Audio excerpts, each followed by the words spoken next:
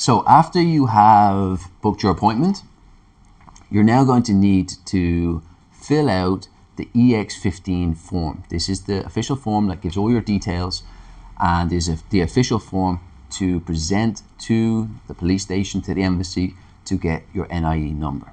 So don't worry, we're going to go through this step by step, nice and easy, to make it hopefully pain-free. Okay, so follow me. We're going to go into the computer and do it.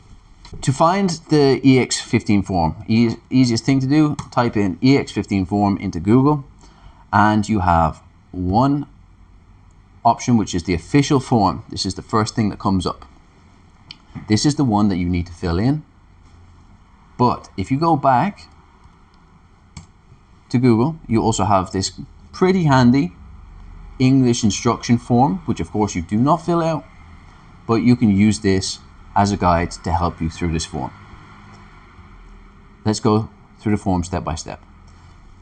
The first part, details of the, let's say, foreigner who is applying for the NIE. You start off with passport. This has to be written in blocked capitals, okay? So everything is in block capitals. Passport number, your NIE number. Sounds kind of silly because this is what you're applying for, so you leave it blank. But there's other things you can use this form for, like the certificates of residence and no residence. In that case, you would put your NIE number here, but we're not doing that, so leave the NIE blank because this is what we are applying for. You go underneath and you have your first surname, so put the first surname here in block capitals, your second surname over here if you have one, and your first surname, and then this is your first name. Now if you can see, there's always this kind of little number here above some of these sections.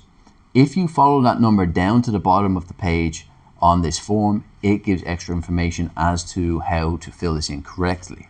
Here we have select hombre or mujer, so male or female. You can always check this with the English instructions, male or female.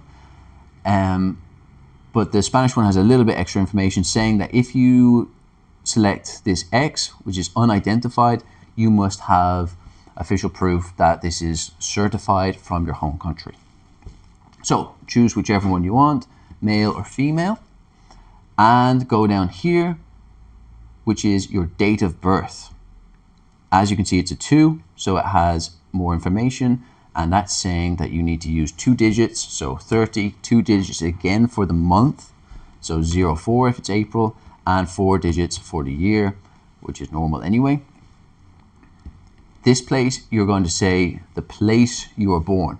So normally it's the county, the province, in Spanish, of course. So you can say, for example, Dublin, if it was in Dublin, wherever, in Spanish, and the country of birth, so in my case Irlanda, Ireland, and your nationality, Irlandés for me, which is Irish. Here you will say your civil status, so another box here, number 3, it will explain what this means. You can go to the English version, tick the appropriate box, married, single, widow, divorced, or separated. Select which one of these is appropriate for you. Then you put your father's full name here. You'll put your mother's full name. Then you're going to put your place of residence here. This can be in your home country, it's fine. If you live in Scotland, just put your address here. The house number is going to go here. The floor, if there is a floor situation. Location, postal code, and the province. This one's easy, of course. This is your telephone number. This is going to be your email address. Here at the bottom, this is the legal representative. If someone is doing this for this person, you need to put the legal representative's name here. So full name, passport or NIE, and titulo, which is number 4.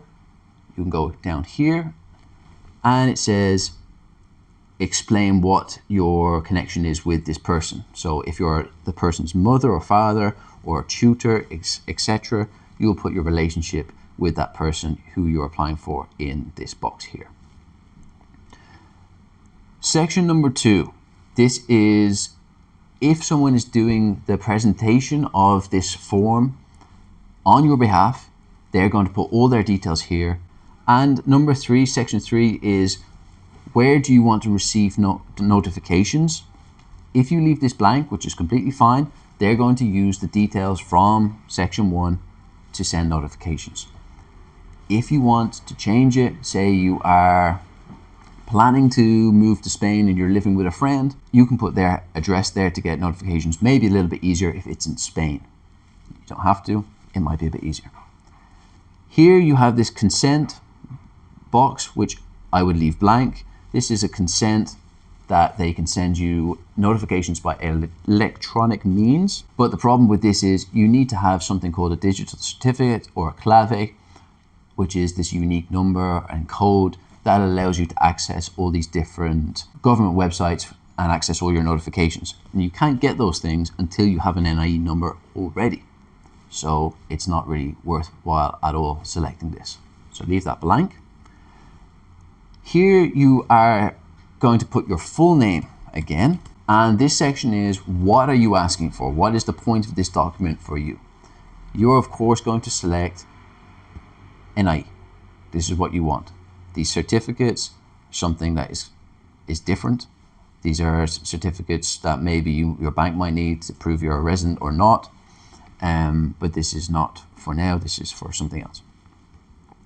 4.2 is your motives of why you want to have an NIE number. So you have to tell the government officials why you are planning to get this NIE. Is it for economic reasons, e.g. buying a house? Is it for professional reasons, getting a job or starting your self-employed business? Or is it for social reasons, like being close to family members for a long period of time who already live in Spain, for example? Then you need to specify, so only very briefly of course, but tell them in Spanish, use a translator, generally why are you here? An employment contract with maybe mention the company name, buying a house, in what province, basic information to give them an idea of what's going on. 4.3, where are you going to present this document? Whatever you've already selected as an appointment, you will put this here. So if you have an appointment in the police station, which is generally the case if you're in Spain, it will be this one. It might be a foreigner's office, or if you're doing it at home, you would select this one, which is an embassy. And 4.4, what is your situation in Spain?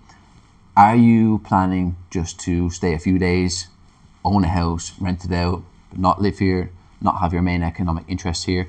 You would say a stay. If you are going to live here, work here, become self-employed, main economic interests are here, you would select residencia because you're going to be a resident here. Here you're going to put the province where you are submitting this form. So if you're in Madrid, you're going to put Madrid here. What day? 10th of 2025. And that is it. The rest of this, you do not fill this in. This is for the guys at the office. So you now print out this form and you go back to this part here in signature section. You sign this yourself with a pen and the form is ready to go. Keep it safe and prepare to bring it to your NIE appointment.